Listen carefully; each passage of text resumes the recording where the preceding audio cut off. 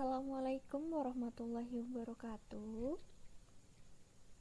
Hari ini kita akan belajar materi distribusi normal.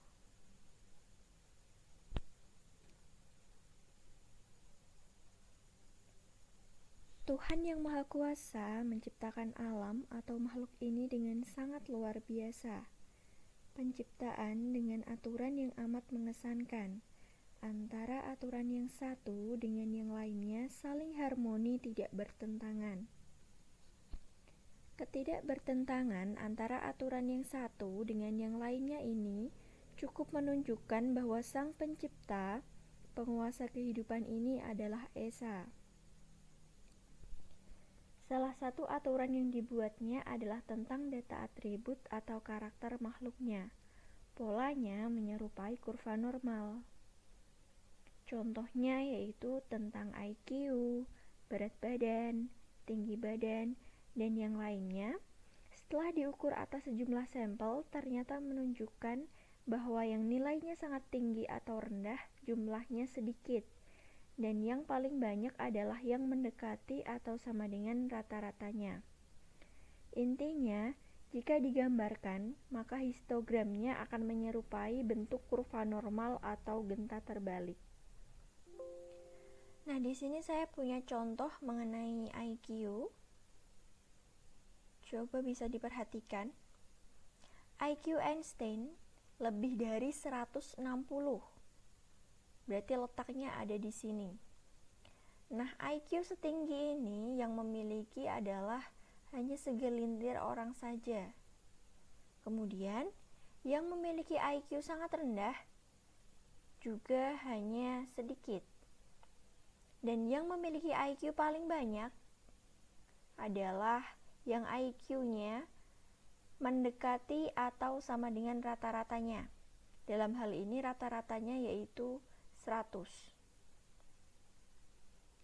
Jadi, ketika nanti IQ seseorang pada dunia ini digambarkan, maka histogramnya akan menyerupai bentuk kurva normal seperti ini.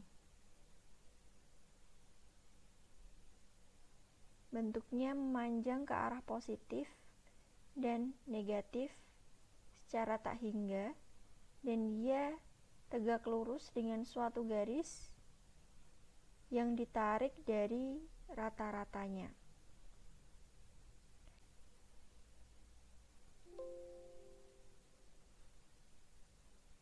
Nah, kalau seperti itu, maka distribusi normal itu apa sih?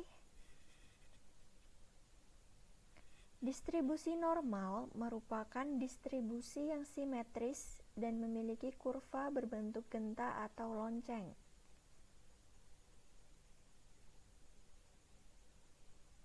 Distribusi normal berupa kurva berbentuk lonceng setangkup yang melebar tak berhingga pada kedua arah positif dan negatifnya, serta simetris di sekitar garis tegak lurus yang ditarik melalui rata-rata, atau dalam hal ini kita simbolkan dengan mu. Simbol rata-rata ini, cara membacanya adalah mu.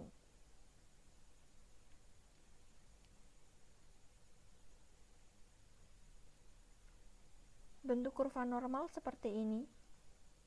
Bentuknya menyerupai lonceng setangkup dan melebar tak berhingga pada arah positif dan negatifnya, serta bentuknya simetris di sekitar garis tegak lurus yang ditarik melalui rata-ratanya. Rata-ratanya ada di sini. Simbolnya mu. Kemudian coba diperhatikan. Sekarang coba kalian pilih salah satu jawaban yang ada di dalam tanda kurung. Kita mulai bersama-sama. Kurvanya mempunyai puncak tunggal. Kurvanya berbentuk seperti lonceng.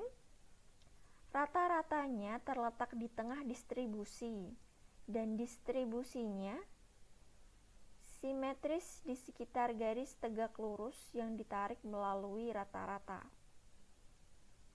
Kedua ekor kurva memanjang tak terbatas dan tidak pernah memotong sumbu horizontal. Dalam hal ini, dia hanya semakin mendekati saja, namun tidak pernah memotong sumbu horizontal. Nah, saya ada contoh bentuk kurva leptokurtik dan platikurtik. Nah, kurva leptokurtik dan kurva platikurtik itu apa? Nah, anak-anak, bentuk distribusi normal, kurvanya dipengaruhi oleh sigmanya. Simbol sigma seperti ini.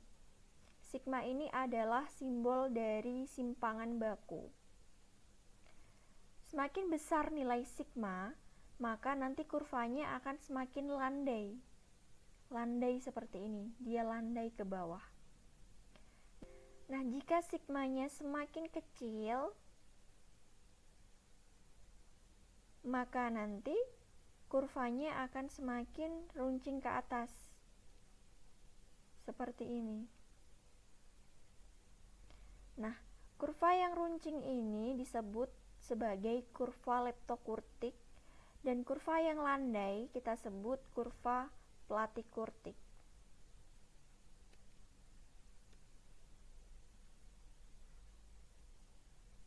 Next, kita punya suatu istilah. Yang pertama adalah distribusi peluang variabel acak kontinu. Fungsi peluang variabel acak kontinu sering kita sebut sebagai fungsi kepadatan peluang, atau mudahnya bisa kita sebut sebagai FKP. Nah, misalkan kita punya suatu fungsi, yaitu fungsi fx, di mana fx merupakan fungsi kepadatan peluang acak, maka fx akan memiliki sifat-sifat sebagai berikut. Yang pertama, nilai fungsi fx berada di rentang 0 sampai 1 untuk setiap nilai x. Kemudian, luas daerah di bawah kurva fx sama dengan 1, dan peluang variabel acak kontinu x pada interval a kurang dari sama dengan x kurang dari sama dengan b dinyatakan dengan peluang a kurang dari sama dengan x kurang dari sama dengan b, dengan cara memperoleh nilainya, yaitu kita hitung integral fx dx untuk batas a sampai b. Nah, di sini ada beberapa catatan. Seperti yang kalian tahu, kemarin kalian sudah belajar mengenai distribusi binomial. Nah, ketika kalian belajar distribusi binomial, tanda kurang dari sama dengan, dan lebih dari dengan lebih dari sama dengan, mereka memiliki makna yang berbeda. Nah, beda halnya untuk distribusi normal dengan peluang variabel acak kontinu ini. Tanda kurang dari dan kurang dari sama dengan maknanya sama. Kemudian lebih dari dan lebih dari sama dengan maknanya juga sama. Berlaku juga untuk peluang di suatu interval dengan batasan tertentu. Untuk peluang A kurang dari X kurang dari B, nilainya akan sama dengan peluang A kurang dari sama dengan X kurang dari B. Kemudian sama pula nilainya untuk peluang A kurang dari X kurang dari sama dengan B, dan juga sama dengan peluang A kurang dari sama dengan X kurang dari sama dengan B. Cara menghitungnya sama. Jadi ketika nanti kalian peroleh di soal, misal yang di soal yang ditanyakan peluang ini, peluang untuk A kurang dari X kurang dari sama dengan B, maka cara menghitungnya juga tetap seperti ini. Integral untuk fx dx dengan batasannya adalah dari A sampai B. Perlakuannya sama.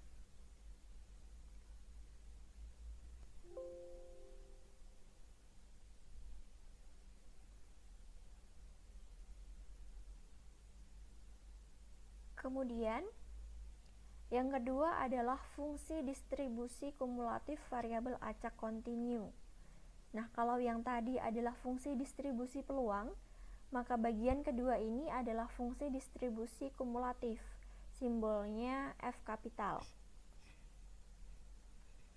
Fungsi distribusi kumulatif variabel acak kontinu X pada interval A kurang dari sama dengan X kurang dari sama dengan B dinotasikan dengan fx sama dengan peluang untuk x kurang dari sama dengan x, di mana x kapital adalah variabel acak kontinu dan x kecilnya adalah nilai dari variabel acak kontinunya. Nah, fx di sini cara menghitungnya kita bisa gunakan integral fk dk dengan batasannya dari A sampai X. Nah, jadi ketika nanti kalian menemukan suatu soal di mana diketahui suatu fungsi peluangnya, lalu kalian diminta untuk menentukan fungsi kumulatifnya, maka caranya adalah kalian tentukan dulu nilai integral dari FKDK. Dan batasannya kita mulai dari A sampai X. Jadi nanti fungsi peluangnya kalian rubah menjadi fungsi dengan variabelnya K. Lalu kita integralkan terhadap DK. Dan yang menjadi batasan di bawah adalah interval paling kiri. Kemudian yang menjadi batasan paling atas adalah X. Jadi nanti kalian akan menemukan nilai integral dalam bentuk variabel K. Kemudian kalian substitusikan dengan batasannya yaitu X dan A, di mana nanti A di sini nilainya adalah suatu bilangan tertentu. Jadi nanti hasil akhirnya kalian akan peroleh fungsi kumulatif dalam bentuk variabel X. Seperti itu. Untuk lebih memudahkan, kalian bisa mencoba contohnya yaitu ada di uji kompetensi 2 nomor 1. Saya akan bahas lebih lanjut pada pertemuan sesuai dengan jadwal pelajaran di kelas kalian masing-masing. Nah, fungsi-fungsi dari distribusi kumulatif variabel acak kontinu mempunyai sifat sebagai berikut. Yang pertama, fungsi kumulatif A sama dengan 0 dan fungsi kumulatif B sama dengan 1, di mana A tadi adalah batasan paling kiri dan B adalah batasan paling kanan. Kemudian, untuk A kurang dari sama dengan X1 kurang dari X2 kurang dari sama dengan B, yang artinya X1 itu berada setelah A dan X1 berada sebelum X2 dan X2 dia sebelum B. Berarti nanti yang paling kecil adalah A dan yang paling besar adalah B. Dan X1 dia lebih kecil daripada X2. Hubungannya seperti itu. Maka nilai-nilainya akan berlaku seperti ini. Nilai fx1 kurang dari sama dengan fx2. Kemudian nilai peluang untuk x1 kurang dari sama dengan x kurang dari sama dengan x2 akan sama dengan peluang x kurang dari sama dengan x2 dikurangi peluang untuk x kurang dari sama dengan x1. Nah, ingat, bentuk lain dari peluang X kurang dari sama dengan X2 adalah Fx2 dan bentuk lain untuk Px kurang dari sama dengan X1 adalah Fx1 dengan F-nya adalah kumulatif. Maka nanti bisa kalian tulis seperti ini atau seperti ini, atau dua-duanya akan lebih baik. Kemudian sifat selanjutnya yaitu 0 kurang dari sama dengan fx kurang dari sama dengan 1 untuk setiap x. Jadi sama seperti tadi, Fungsi kumulatif nilainya juga berada di rentang 0 sampai 1. Dan ini juga salah satu sifat penting yang biasanya sering muncul di soal. Tadi kita punya, kalau diketahui fungsi peluang, untuk menentukan fungsi kumulatifnya, maka kita harus mengintegralkan fungsi peluangnya. Nah, bagaimana jika kita mempunyai fungsi kumulatifnya, lalu kita diminta untuk menentukan fungsi peluangnya? Maka caranya seperti ini. Fungsi peluang bisa kita tentukan dengan menurunkan fungsi kumulatifnya. Jadi, turunan fungsi kumulatif adalah fungsi peluang. Bisa dipahami ya?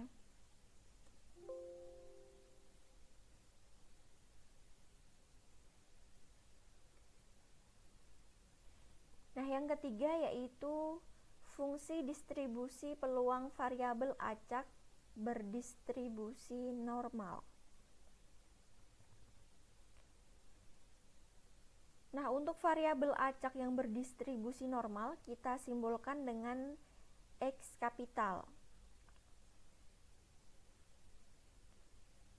Variabel acak X yang memiliki peluang berdistribusi normal dilambangkan dengan X berdistribusi normal dengan rata-rata mu dan simpangan baku kita simbolkan dengan sigma. Perhatikan, simbol ini adalah simbol rata-rata dan simbol yang satu ini adalah simbol simpangan baku. Kita menyebut simbol yang pertama ini adalah mu. Kemudian simbol yang seperti ini kita menyebutnya adalah sigma.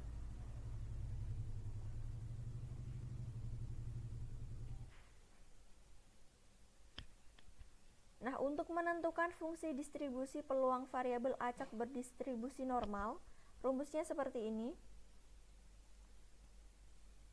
Kalian hanya cukup untuk mengetahuinya saja, tidak perlu dipahami secara mendalam, karena ini nanti akan kalian pelajari ketika kalian di perguruan tinggi. Nantinya kita akan menghitung fungsi distribusi peluang variabel acak berdistribusi normal dengan menggunakan tabel distribusi. Jadi kalian tidak perlu menghitung nilai sedetail ini. Nah, sifat-sifatnya yaitu luasnya dia sama dengan 1. Jadi untuk menentukan luas atau peluang seluruhnya, kita bisa hitung nilai integral fx dx dengan batasan mulai dari negatif tak hingga sampai tak hingga. Nah, diperhatikan di sini saya punya 1 per sigma akar 2pi. Nah, nilai ini dia akan menjadi suatu koefisien atau bisa juga sebagai konstanta, karena nanti dia bentuknya adalah suatu bilangan, bukan variabel. Jadi nanti bisa langsung kalian keluarkan dari integral dan kalian cukup mengintegralkan komponen yang memiliki variabel X di sini. Yang ini saja yang perlu diintegralkan. Seperti itu.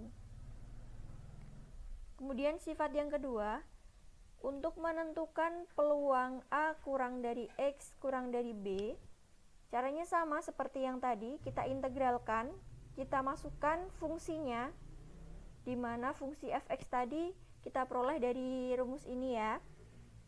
Dan batasannya dimulai dari A sampai dengan B. Seperti itu.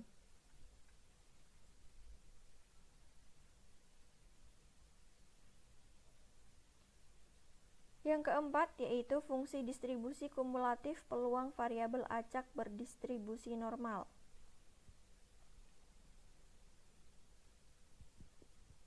Bagian ini yang kumulatif, maka simbolnya F besar atau F kapital ya.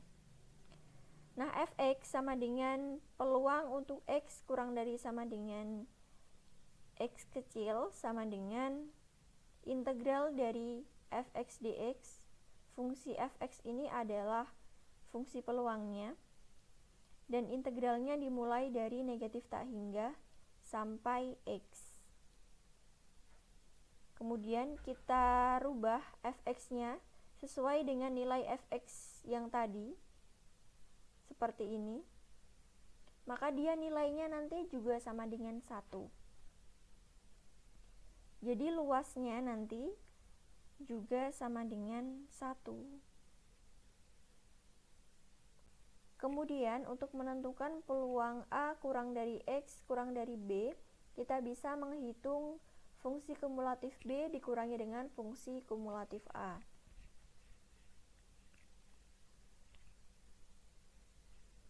Yang kelima yaitu fungsi distribusi peluang variabel acak berdistribusi normal baku.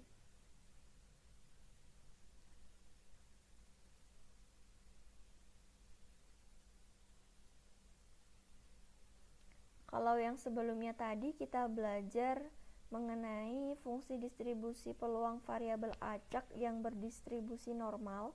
Sekarang kita masuk ke pembahasan yang berdistribusi normal baku. Nah, bedanya apa dengan berdistribusi normal biasa? Kalau yang distribusi normal biasa tadi, simbol untuk variabel acaknya adalah X kapital. Nah, kalau untuk yang berdistribusi normal baku, kita menggunakan simbol variabel acaknya adalah Z kapital. Kemudian, untuk fungsi peluang variabel acak yang berdistribusi normal, tadi simbolnya adalah mu, sigma, dengan mu dan sigmanya sembarang. Beda halnya untuk yang berdistribusi normal baku, di sini dia mu-nya harus bernilai 0 dan sigmanya harus bernilai 1. Jadi rata-ratanya harus sama dengan 0 dan simpangan bakunya adalah 1. Maka dia nanti baru bisa disebut sebagai fungsi peluang variabel acak berdistribusi normal baku. Nah, fungsinya seperti ini. Diperoleh dari fungsi peluang untuk berdistribusi normal, sama seperti tadi.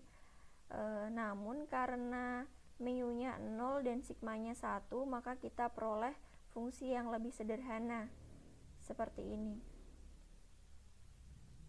Kemudian untuk fungsi distribusi kumulatifnya, bentuknya seperti ini.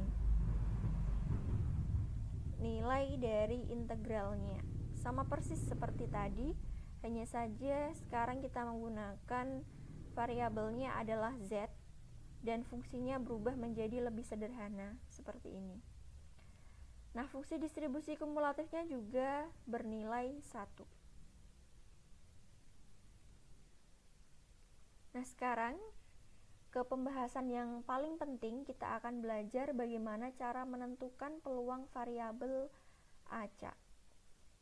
Kita akan belajar dua hal di sini. Yang pertama, untuk bagian distribusi normal biasa, dan yang kedua, distribusi normal baku.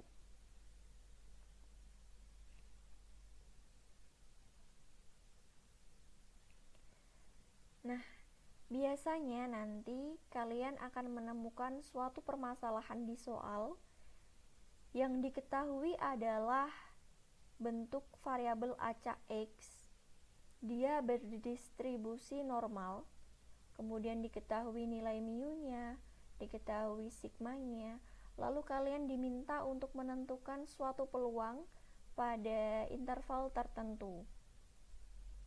Nah, caranya nanti kalian harus mengkonversi dulu variabel X tersebut ke variabel Z, sehingga nanti kalian bisa menentukan peluangnya menggunakan tabel distribusi normal baku.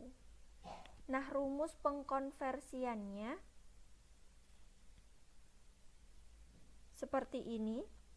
Rumusnya yaitu Z kapital sama dengan X kapital dikurangi mu per sigma.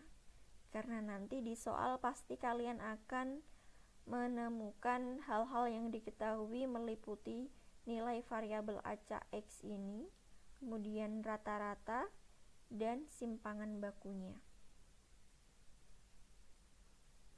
Nah, dari sini nantinya kalian bisa menentukan peluang yang ditanyakan di soal.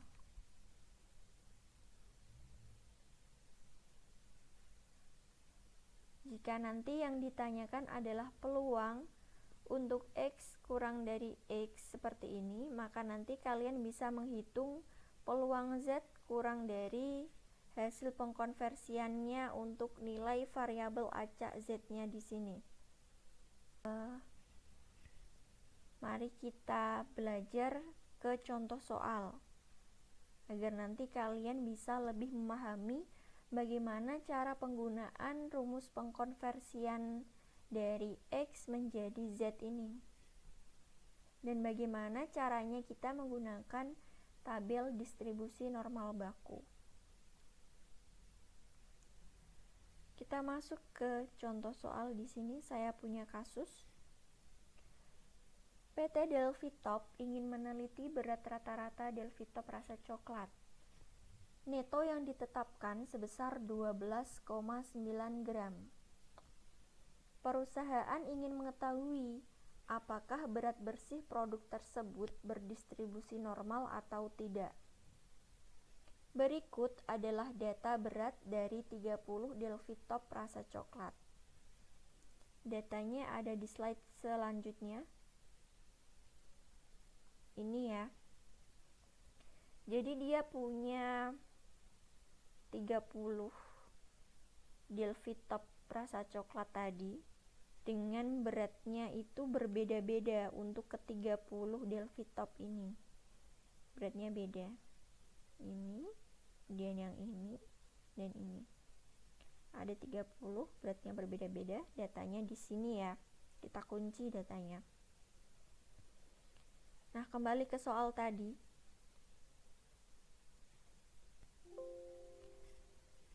Yang ditanyakan pertama adalah kita harus menentukan nilai rata-rata dari berat 30 wafer coklat itu. Kemudian kita harus menentukan simpangan bakunya.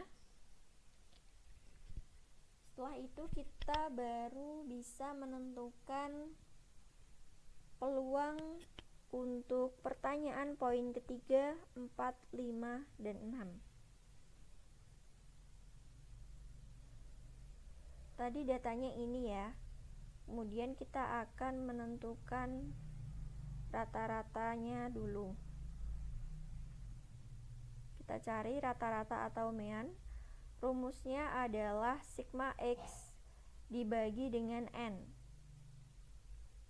Caranya, kita hitung dulu jumlah berat ke-30 Delphi Top tadi. Setelah kita jumlahkan, kemudian kita bagi dengan banyaknya data. Jumlahnya kita peroleh 389,4. Kemudian karena banyak Delphi Top ada 30, maka kita bagi dengan 30. Berarti rata-ratanya adalah 12,98. Kemudian kita akan mencari simpangan baku.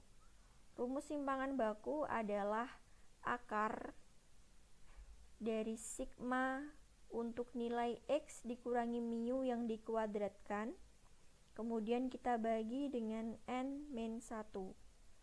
Cara menghitungnya, tadi kita punya data 30 ya, untuk variabel acak X-nya, di mana variabel acak X tadi adalah Delphi Top rasa coklat, ada 30, di sini sebanyak 30. Langkah pertama untuk menentukan sigma, kita cari dulu rata-ratanya. Kita sudah peroleh di sini 12,98. Kemudian kita cari nilai X dikurangi mu. X di sini berbeda, bergerak dari X1 sampai dengan X30.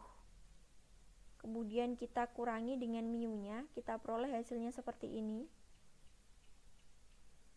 Ada 30 juga ya. ini. Nah, setelah itu nilai X min mu ini kita kuadratkan. Jadi dari nilai yang di sini kita kuadratkan, kita letakkan di sini. Seperti ini.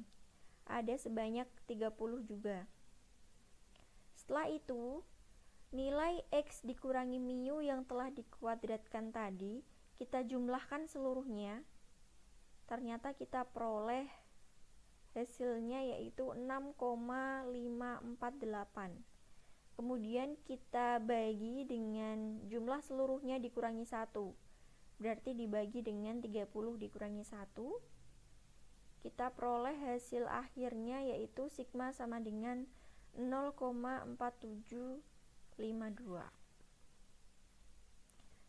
Nah, ini hanya sebagai pengetahuan untuk kalian saja mengenai bagaimana cara menentukan rata-rata dan simpangan bakunya.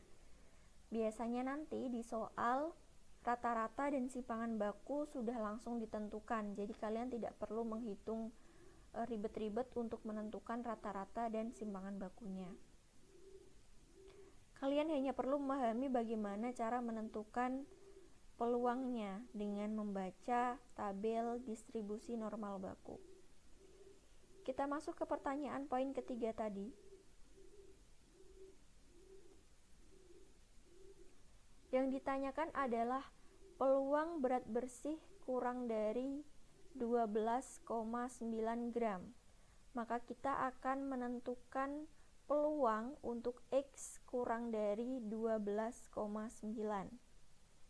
Nah, karena bentuknya masih X, kita konversi dulu menjadi bentuk Z kapital dengan rumus konversinya seperti ini. Tadi mu-nya kita sudah peroleh 12,98 dan sigmanya kita peroleh 0,4752.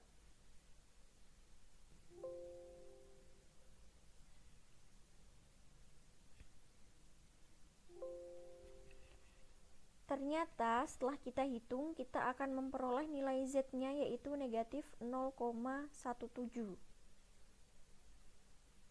Nah, nilai ini kita masukkan ke sini. Jadi, dari peluang X kurang dari 12,9, setelah kita konversi, kita mendapatkan peluang Z kurang dari negatif 0,17. Nah, kenapa hasilnya kita peroleh 0,4325 di mana? Nah, karena ini bentuknya sudah Z, maka sudah berdistribusi normal baku. Bisa kita cek menggunakan tabel distribusi normal baku. Nah, cara mengeceknya adalah kita baca tabel distribusi normal baku yang sudah saya kirimkan ke kalian. Tadi kita akan menentukan peluang untuk Z kurang dari negatif 0,17 ya. Perlu diperhatikan, tabel ini dia itu artinya kita akan menghitung luas. Jadi kalau tadi kita akan menentukan peluang untuk X kurang dari negatif 0,17, maka letaknya ada di sini ya. Nilai negatif berarti di sebelah kiri 0, kira-kira ada di sini. Negatif 0,17. Berarti kita akan menghitung yang luasnya dari sini ke kiri. Nah, kita bisa baca di tabelnya. Kita cari secara menurun. Kita tentukan mana bilangan yang merujuk ke 0,17. Ada di sini. Negatif 0,1. Kemudian kita bergerak secara mendatar ke kanan sampai kita menemukan titik potong 0,07. Sehingga di sini. Sehingga kita akan menemukan nilai peluang untuk Z kurang dari negatif 0,17. Berarti nilainya adalah, saya perbesar, Ternyata nilainya adalah 0,4325. Sekarang kita cek yang ada di sini.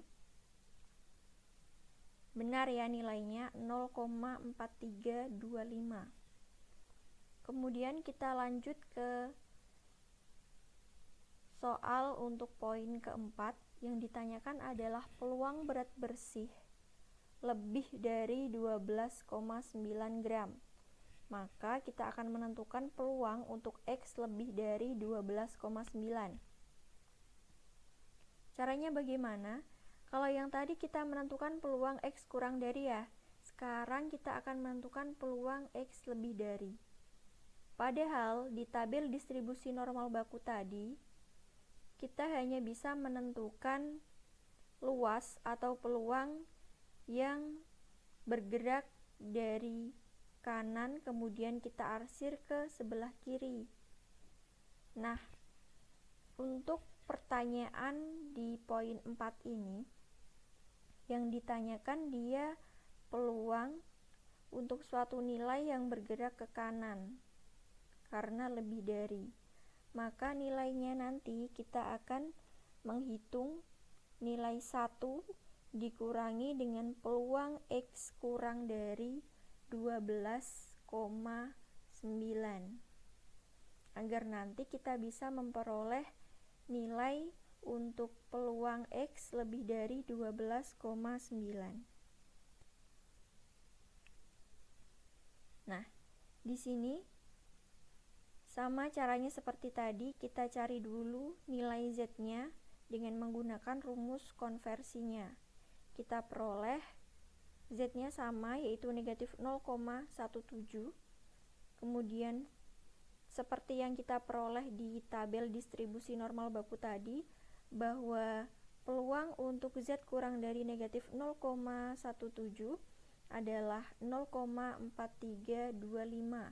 Maka langsung saja kita hitung 1 dikurangi 0,4325, hasilnya adalah 0,5675.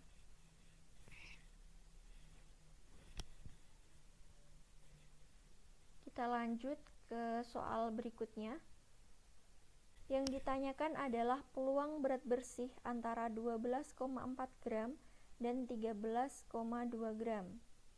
Nah, untuk contoh soal yang poin kelima ini yang ditanyakan dia berada di dua batasan antara 12,4 dan 13,2.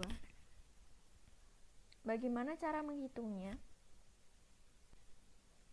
Kita akan menentukan peluang untuk 12,4 kurang dari X kurang dari 13,2. Sama seperti tadi, langkah pertama kita harus mengkonversi dulu menjadi bentuk Z. Nilai ini setelah kita konversi menjadi bentuk Z, kita peroleh nilainya yaitu negatif 1,22. Dan konversi dari 13,2 kita peroleh hasilnya yaitu 0,46. Maka nanti kita akan menghitung peluang untuk negatif 1,22 kurang dari Z kurang dari 0,46. Cara menghitungnya, kita harus menentukan dulu peluang Z kurang dari 0,46, kemudian baru kita kurangkan dengan peluang Z kurang dari negatif 1,22. Kita baca di tabel, caranya seperti tadi, nilainya adalah ini, bisa kalian cek sendiri di tabel yang sudah saya kirimkan, maka hasilnya adalah 0,5660.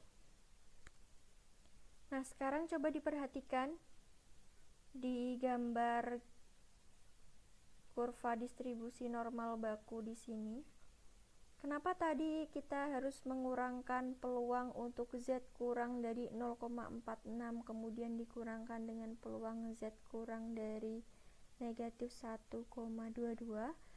Karena nilainya kan ada di sini ya. Misal negatif 1,22 dia ada di sini. Mulai sini sampai ke bawah sini. Dan untuk 0,46 nilainya ada di sini. 0,46 ke atas sampai sini.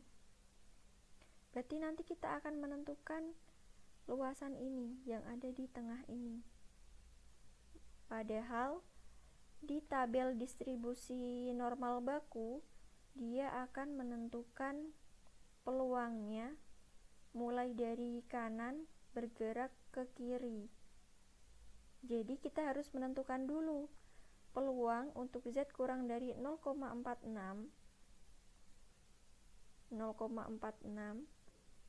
Berarti nanti kita peroleh nilainya sampai ke batas yang ke negatif tak hingga ini.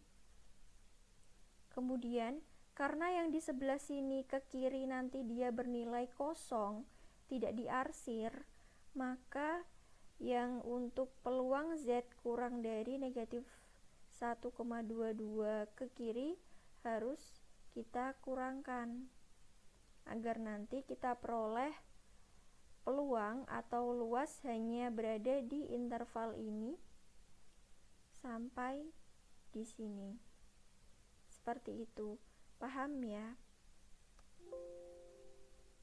Kemudian untuk soal poin ke-6 yang ditanyakan adalah peluang berat bersih tepat 12,9 gram. Perhatikan yang ditanyakan adalah tepat di suatu titik. Berarti nanti kita akan menentukan peluang untuk X sama dengan 12,9.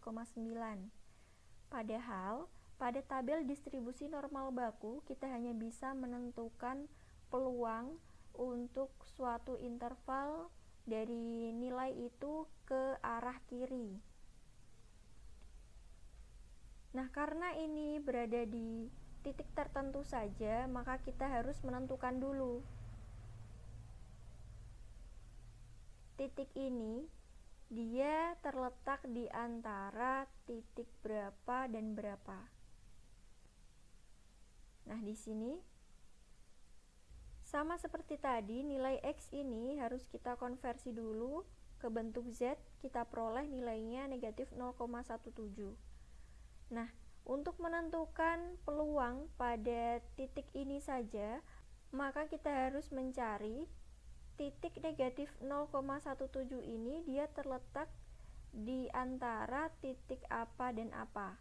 Nah, di sini sudah saya peroleh bahwa titik Z sama dengan negatif 0,17 terletak di antara Z sama dengan negatif 0,18 dan Z sama dengan negatif 0,16. Berarti nanti untuk menentukan peluang Z sama dengan negatif 0,17, saya harus menghitung peluang Z kurang dari negatif 0,16, kemudian saya kurangkan dengan peluang Z kurang dari 0,18. Baru nanti saya akan peroleh nilai peluang untuk satu titik seperti itu. Bisa dipahami ya? Nah, yang terakhir di sini saya ada dua motivasi, silahkan dibaca sendiri. Alangkah lebih baik jika diamalkan. Tetap semangat belajar. Jangan mudah putus asa ketika kalian menemukan kesulitan dalam mengerjakan soal. Jangan malu untuk bertanya, bisa bertanya kepada saya atau ke teman kalian, senyamannya kalian. Saya akhiri, terima kasih atas perhatian kalian semua. Wassalamualaikum warahmatullahi wabarakatuh.